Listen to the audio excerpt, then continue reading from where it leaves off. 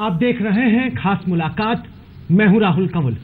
पहले दोस्ती, फिर दुश्मनी और अब एक बार फिर दोस्ती की तरफ बढ़ते कदम। आखिरकार मुलायम सिंह यादव और अमर सिंह के बीच क्या पक रहा है, इस पर बात करने के लिए इस वक्त सीधे अमर सिंह हमारे साथ मौजूद है।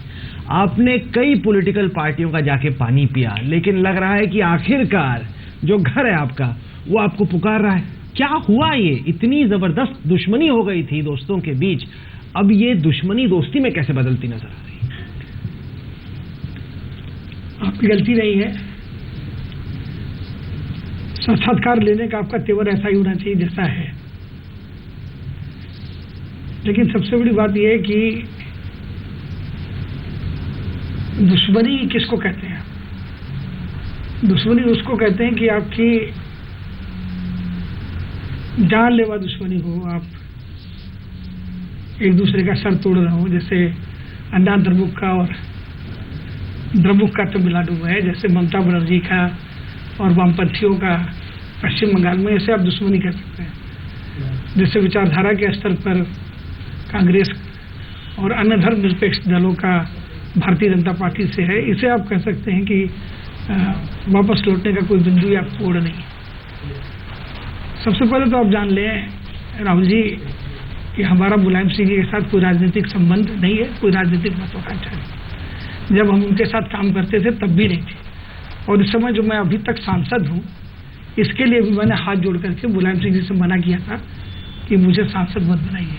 आपको ये अटपटा लगेगा, लेकिन आदरणीय मुलायम सिंह जी शतायु हो, वो अभी हमारे बीच हैं, आप उनसे पूछ सकते हैं कि क्या अमर सिंह जी ने इस बात के लिए पैरवी की थी कि हमें राज्यसभा का टिकट न दिया जाए। तो बायोडाटा छपाकर राज्यसभा की पंक्ति में और लोग खड़े होते होंगे।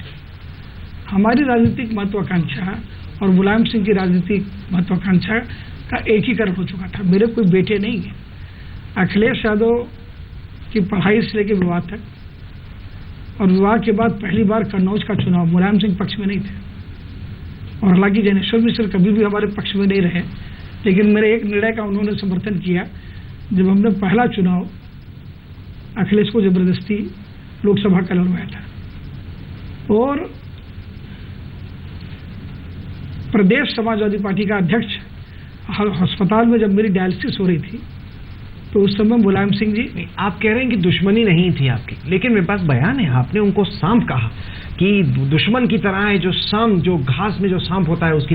ये मैंने नहीं कहा, ये बयान है। नहीं 11 फरवरी का बयान है 2011 का, जिसमें आपने कहा कि मुसलमानों को वो एकदम सांप की तरह है, वो कब जाके खा जाए। मेरी बात सुनिए ना, ये सब आपके पुराने बयान। नहीं आप देखिए ना, उसका विजुअल भी होता है। हाँ। और जो मैं बोलता हूँ वो डरता नहीं उससे। हाँ। मैं और नेताओं की तरह नहीं हूँ कि आज कुछ बोलूँ कल कुछ बोलूँ, मुझे मालूम है इलेक्ट्रॉनिक ही हूँ। हमने ये कहा था कि वो धर्मनिरपेक्ष लोग, फिर दोहरा रहा हूँ, वह धर्मनिरपेक्ष लोग जो धर्मनिरपेक्षता की बात तो करते हैं, लेकिन सांप्रदायिकता से समझौता करने के लिए भी तैयार हो जाते हैं, वह लोग हरी घास में छुपे हुए हरे सांप की तरह होते हैं। मुलायम की तरफ इशारा था? ये आपका इंटरप्रिटेशन है। हमने मुलायम सिंह जी के लिए बातें कही हैं, और अगर हम आहत होंगे, दुखी होंगे, अगर हमारे हाथ पे अंगारे होंगे, तो हम चीखेंगे भी नहीं, हम जरूर चीखेंगे। उस चीखने को आप दुश्मनी बना दें। आज हमारी एक सौहार्दपूर्ण गैर राजनीतिक लंबी वार्ता हुई, उसको आपने सुर्खी बना दी। तो आप कह रहे हैं कि आप आहत थे, इस वजह से आप चीख रहे थे, लेकिन हमने सुना कि हाल में फिल्म निर्देशक बोनी कपूर की अखिलेश से मुलाकात हुई, और वहीं से ये जो पैचअप अगर कहे उसका सिलसिला शुरू हुआ। तो क्या रहा? ये एकदम सच है। क्या रहा? कैसे? एकदम सच है कि बोनी कपूर जी अखिलेश से मिलने गए, मुख्यमंत्री अखिलेश से मिलने गए, और मुख्यमंत्री अखिलेश ने मुख्यमंत्री कम और बेटे की तरह व्यवहार ज्यादा किया। कहा कि अंकल ने हमारे विवाह में एक भोज दिया था, उसमें आप आए थे, तो आप मुझे जानते हैं, आप मेरे पास किसी मध्यस्थ के द्वारा क्यों आए? आप तो हमारे विवाह में आए थे अंकल के अतिथि बनकर, और अंकल ने हमारे लिए बहुत किया है, भले वो आजकल हमारे साथ हो ना हो, उनकी स्मृति कैसे हम भुला सकते हैं। और 25 मिनट की भेंट में 20 मिनट तक उन्होंने हमारी तारीफ की और हमारे लिए कृतज्ञता बोध का पूरा निष्पादन किया। और उसके बाद मोदी जी का जो काम था, उनकी आगरा में कोई शूटिंग हो रही थी उनके लड़के अर्जुन कपूर की, तो पूरी का पूरा उनके कार्य का संपादन किया। तो दूसरे दिन मोदी जी का मेरे पास फोन आया और उन्होंने धन्यवाद दिया मुझे। मैंने कहा भाई मैंने तुम्हारे लिए क्या किया, अब तो मैं दल में हूँ ना सरकार में हूँ। उसने कहा आपकी वजह से मुझे सम्मान मिला। आधे घंटे तक मुख्यमंत्री लगभग 20-25 मिनट तक आपकी बात करते रहे। फिर मैंने अखिलेश को फोन लगाया, थोड़ा भावना जगी और अखिलेश फोन पर आए और कहे अंकल, हमने कहा कि तुमने बड़ी तारीफ की और काम भी किया। तो उसने कहा अंकल आप ही ने तो मुझे बढ़ाया। तो मैंने क्या झूठ बोला, जो सच वही तो कहा। तो मुझे लगा कि इसके भाव में बिल्कुल बदलाव नहीं है, उसका एक प्रमाण है। और हमारे पीठ के पीछे, और संभवतः उसे ये भी नहीं लगा होगा कि बोनी कपूर को जो कह रहा है। इसके बाद जयप्रदा जी को उसने केंद्रीय कक्ष में संसद के मिल गया, तो उसने वो बातें बताई जो उसे नहीं बतानी चाहिए। जैसे कि वो हम क्यों बताएं, हम भी नहीं बताएंगे। अंतरंग बातें जो सिर्फ उसे पता है या मुझे पता है, परिवार की नहीं। पर तो उसने ये कहा कि जयप्रदा जी को कि आपको पता नहीं कि अंकल हमारे कितने निकट हैं और हमारे साथ वो अपने अनुभव बताएं। वो तो आप कह रहे हैं कि अखिलेश जी अब कह रहे हैं, लेकिन क्या वजह रही कि जो पार्टी आपको इतना जलील करके, जिस पार्टी ने आपको बेदखल किया, अब एकाएक उसको अमर सिंह में इतने सारे गुण नजर आ रहे हैं? देखिए क्या होता है कि महिमा घटी समुद्र की रावण बसा पड़ोस। कौन रावण है और कौन पड़ोस में बस गया है उससे मुझे मत करवाइए। लेकिन आदमी अनुभव से सीखता है, और गांठ बांध करके मैं रखूं,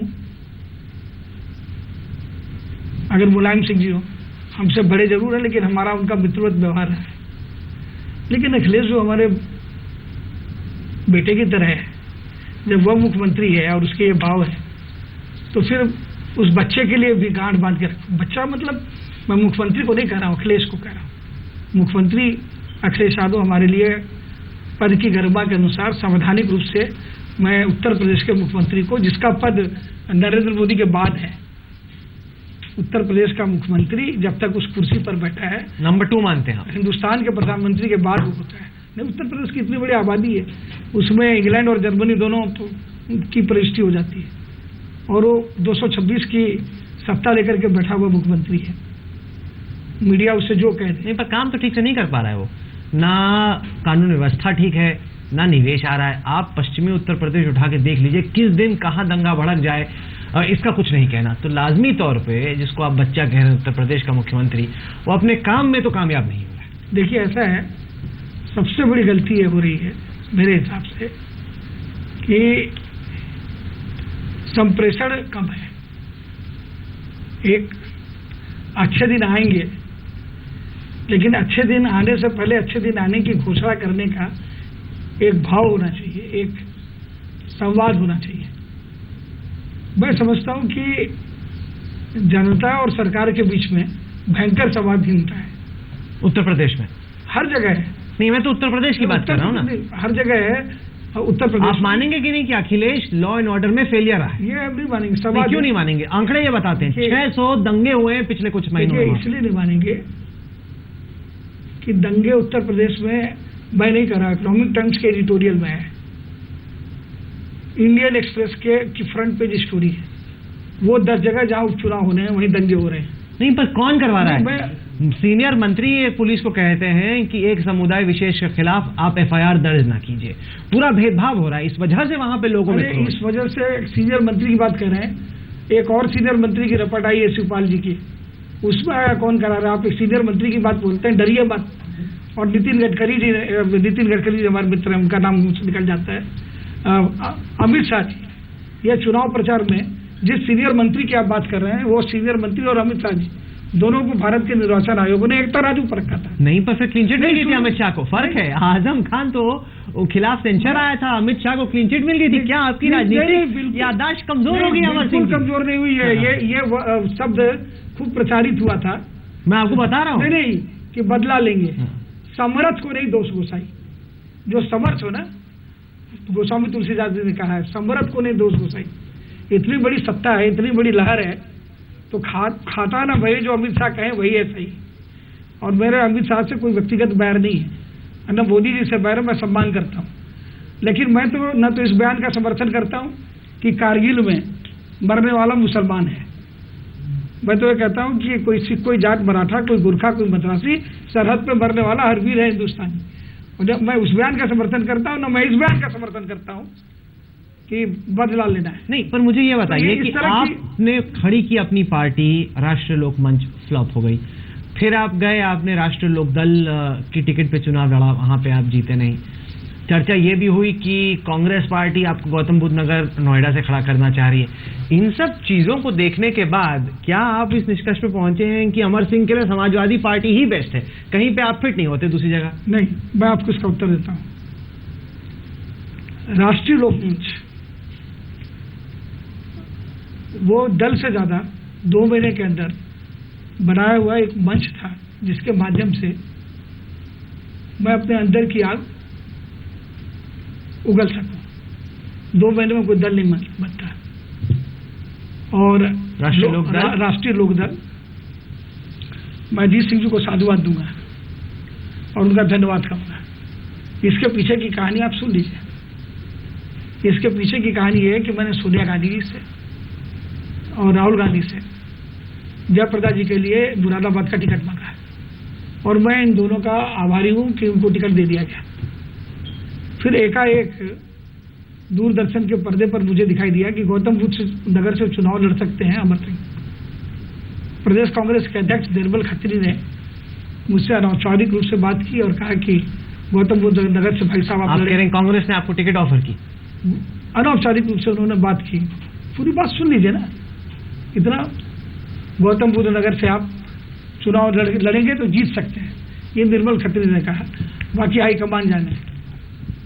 उसके बाद मेरे पास माननीय राहुल गांधी जी के